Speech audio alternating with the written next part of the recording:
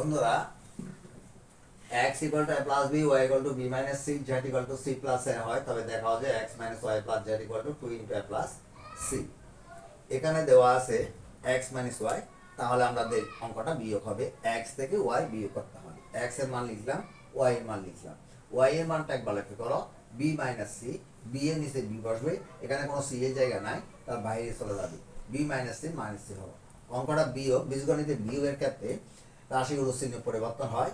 এটা প্লাস, এখানে এইটা সাইন হচ্ছে এটা, এটা সাইন হচ্ছে এটা, এটা প্লাস, এটা হয়ে যাবে মাইনাস, এটা প্লাস, এটা মাইনাস হয়ে যাবে, এটা মাইনাস, এটা প্লাস হয়ে যাবে। তাহলে এক্স মাইনাস ওয়াই হলো, এক্স থেকে ওয়াই বিয়োগ যাবে না, যেহেতু অসদৃশ অর্থাৎ মিল নেই, এ বসে যাবে, যেহেতু এই নিচে কিছু নাই।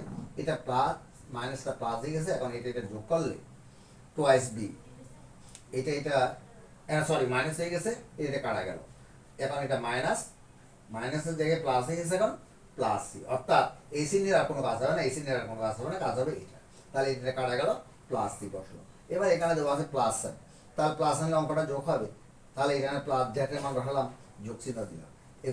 এবার এটার মান দেওয়া আছে এ প্লাস সি প্লাস এ, সি এর জায়গায় সি বসাবো, এর জায়গায় বসাবো, সদৃশ সি প্লাস এ এবার বসানো যাবে না, এর নিচে সি, সি এর নিচে বসানো যাবে না।